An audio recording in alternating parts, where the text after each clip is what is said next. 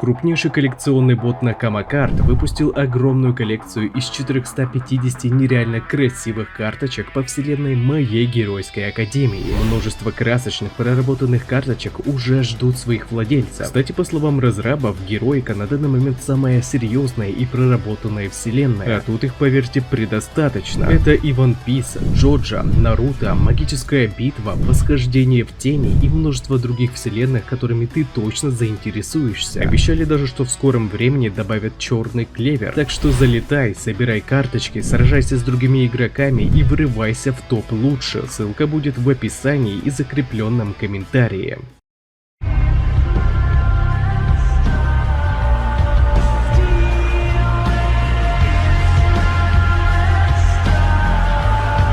Ранее второй пользователь причуды одного за всех заявил, что 9-му нужно будет отказаться от наследия всемогущего. И этот тайный план сегодня будет раскрыт куда в полной мере, а его подробности поистине шокируют. Главному герою предстоит сделать невероятно сложный выбор, отчего его облик вновь изменяется. Так что давайте разберем эту главу и посмотрим, на что готов пойти Мидория, безумнейший герой истории, как говорилось в названии предыдущей главы. И как мне кажется, сие название нужно было применить к этой главе, поскольку она намного шокирующая во всех аспектах, нежели предыдущая. Ну а также напоминаю, что прочитать свою любимую мангу, манхва вы сможете на remanga.org. Здорово, ребятки анимешники, у микрофона Зик. А вот ребята, которые оставили свой коммент под прошлым роликом. Ну а мы начинаем.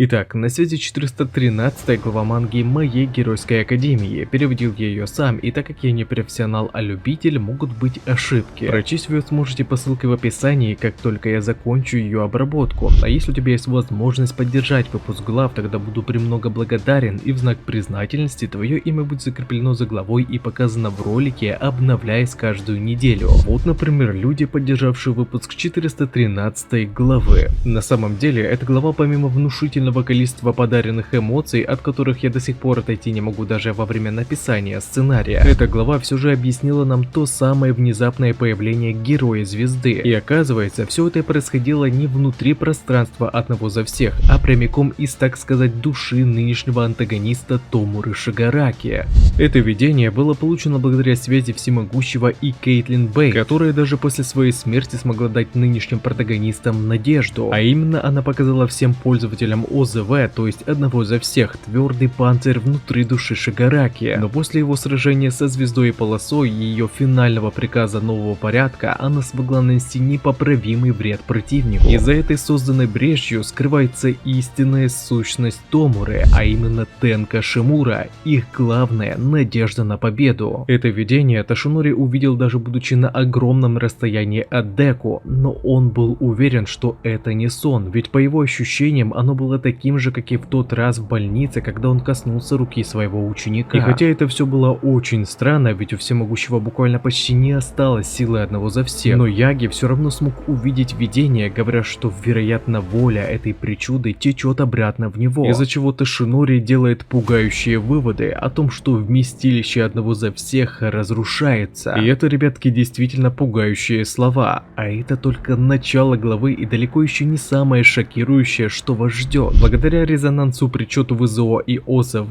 нечто подобное увидел и Шигараки. Вот только он не понимал, почему именно в этот момент у него в голове пронесся образ звезды. Он ведь определенно убил ее, да и к тому же сумел избавиться от причуды нового порядка. Но даже во время сражения с Изуку, слова звезды и полосы о том, что ее воля никогда не погаснет, ибо она продолжит тлеть в сердцах других героев, никак не покидали его голову. Самому же Деку от того, что злодей был сбит с толку видением, вовсе вовсе не стало легче, ведь его тело все еще страдает от отдачи переключения скоростей, из-за чего сражаться с таким сильным противником было крайне тяжело. К тому же главный герой все еще был сбит с толку шокирующим заявлением Куда отпустить одного за всех. Подобное решение было ему никак не по нраву, поскольку ему пришлось столько всего пережить для того, чтобы добиться раскрытия причуды. А тут ему говорят отказаться от этой силы, из-за чего Мидория даже начал терять самообладание. Но второй просит ГГ успокоиться, чтобы их противник не раскусил его замысел раньше времени. И затем он наконец-то объясняет свой план с отказом Мидории от одного за всех. Дело было в том, что после того, как воля Тошинори благодаря связи со звездой смогла показать душу противника, всем остаткам была открыта истина. Внутри души Томуры находился некий черный комок, похожий на свинец, который состоял из всех его негативных эмоций, пережитых в прошлом. И из этого выходит, что вся эта непоколебимая решимость Шигараки, благодаря которой он смог сломить даже волю одного за всех, состоит из духа, укрепленной сильной ненавистью. Однако видение всемогущего показало брешь в этой защите, которая осталась как раз таки после последнего приказа звезды причуде нового порядка. И так как это была душевная рана, ее никак нельзя было исцелить невероятной регенерацией Шигараки, поскольку душа и тело это совершенно разные вещи. Но хоть они и нашли слабое место врага, Мидория все еще не понимал, при чем здесь был отказ от одного за всех. И тогда Куда сказал своему преемнику напрямую, что после того, как Томура поглотил ВЗО, он стал чрезвычайно сильным. И в таком состоянии Деку сейчас никак не сможет его одолеть, под вопросом даже стоит его выживание. Поэтому второй предлагает нанести удар изнутри по той самой бреши в защите, увеличив которую они смогут атаковать напрямую душу противника. Вот только даже получив объяснение, Изуку все еще не понимал, как он может передать причуду одного за всех и нанести удар. Более того, Эн был того же мнения, ведь если девятый передаст причуду, тогда ее могут просто использовать против их же самих. И поскольку никто среди остатков, даже преемник, не понимал сути плана, Куда решил объяснить все на примере визуализации, взяв за образец одно из воспоминаний Изуку, когда Бакуга со злостью бросил в него вещи, говоря, что в зависимости от того, как будет совершена передача, можно пораниться самому, так и нанести вред самому предмету. И то же самое второй предлагает сделать и с одной из причуд одного за всех. Хоть даже Куда не совсем уверен в своем плане, но поскольку в предыдущий раз Шигараки смог украсть только одну причуду Шиномори, а поскольку все они являются отдельными факторами, которые в совокупности являются собой причуду одного за всех, остаток второго предположил, что каким-то образом можно передать только одну причуду, говоря девятому, что если он сможет произвести передачу с такой силой, что его фактор рассыпется на куски, тогда Куда удастся атаковать душу Томуры без финальной передачи причуды. И теперь, даже когда суть плана была ясна, Эн считает, что лучше всего тем, кто атакует противника изнутри, будет именно он, ибо на данный момент его причуда дымовой завесы является самой бесполезной, поскольку у Шигараки есть причуда поиска, сводя на нет все его прикрытие. Когда же переключение скоростей, по мнению шестого, является ключевым фактором в этом противостоянии, ибо если его план не сработает, Томура получит еще одну причуду, которую он использует против них же самих. Однако Куда был в корне с ним не согласен и говорит, что пойдет именно он, ведь в этом бою тот, кто не сможет двигаться, погибнет. А даже если его план не сработает и Шигараки заполучит переключение скоростей, тогда вместе с передачей причуды Деку избавится от отдачи, которая сейчас обременяет его в противостоянии столь сильному противнику. И при всем этом главный герой не просто избавится от отдачи переключения скоростей, вместе с передачей причуды он передаст противнику и текущее состояние отдачи. И именно поэтому Куда ставит все на эту атаку, ведь в любом случае им удастся нанести хоть какой-то, но урон врагу. Подобное решение было чрезвычайно тяжело сделать Деку, ведь дело было даже не в том, что он боялся потерять причуду или боялся умереть, а в том, что один за всех Мидория получил в ходе тяжелых тренировок от человека, которым он сильно восхищается. А теперь ему придется рушить наследие всемогущего. И сейчас нам уже становится понятно заключение Тошинори о том, что ОЗВ рушится. Его слова были действительно до ужаса верными. Вот только времени для раздумий у Деку было ограничено, поскольку Шигараки уже кинулся в атаку. И поэтому, передав девятого на поручение Банджа, говоря, что черный хлыст теперь для ГГ является спасательным кругом, Куда впервые называет Изуку Мидории по имени, взывая его действовать. После чего Деку в моменте отрывает руку противнику, и мы теперь во всей красе можем лицезреть его новый темный облик. Из-за того, что Мидория с трудом может двигаться из-за негативного отрицательного эффекта отдачи переключения скоростей, он решил применить причуду черного хлыста полностью на свое тело, прямиком усиливая сухожилия и мышцы, заставляя их двигаться. От такого вида Мидори Шигараки говорит, что увидев его однажды, он бы никогда не поверил, что Изуку является героем. И вы посмотрите, что за свет находится у него на руке. Главный герой все же решился на план Куда, и это в который раз показывает, насколько сильна решимость Деку, потому что он готов пойти на все, чтобы спасти этот мир, и также Шигараки, если для этого придется даже пожертвовать наследием всемогущего, которым он так сильно дорожил. И теперь мне даже становится понятным причина, по которой Мидори решается спасти Томуру, вернее не того, кем он стал, а Тенка Шимуру, поскольку, как говорил Куда, сейчас им никак не одолеть Шигараки, который смог полностью поглотить все за одного. То есть, сумев в скобочках спасти Тенка и избавив его от оков гнева, Деку удастся победить Томуру Шигараки. И, естественно, я думаю, что спасение Тенка не избавит его от наказания за все, что он сделал. Просто без этого Мидори не удастся победить того, кто стал даже сильнее, чем прошлый антагонист все за одного. Я в шоке. Харикоши, что ты творишь? Я начинаю даже теперь верить в то спасение, которое предлагает Деку, поскольку это никак не отменяет сражение с противником. Куда своей передачей хочет попробовать провернуть то же самое, что когда-то в свое время сделала Звезда и Полоса. Вот только есть действительно шанс 50 на 50 того, что Томура в итоге сможет заполучить причуду переключения скоростей. И даже если отдача перейдет к нему, то с его регенерацией я думаю, что он сможет избавиться от нее. В таком случае ГГ избавится от такого отрицательного эффекта путем усиления своего противника. Глава действительно безумна. Шокирующий план второго наконец-то раскрыт. Мидори демонстрирует невероятную решимость, будучи готовым даже отказаться от наследия всемогущего. И ведь выходит, что даже если план Куда удастся, то разбив причуду вдребезги, Деку все равно потеряет причуду переключения скоростей при любых раскладах. Следующая глава может преподнести нам вообще что угодно. Что же, будем тогда ожидать 414 главу героики. Автор в этот раз просто сломал свои лимиты. И также не забывайте, что прочитать свою любимую мангу и не только вы сможете на remanga.org.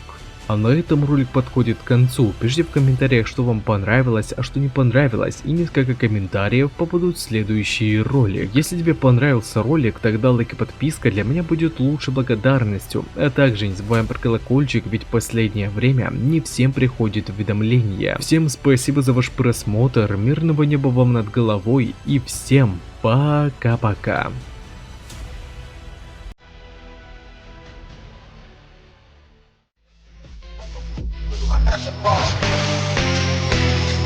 Take the charge. Look at my passion boss.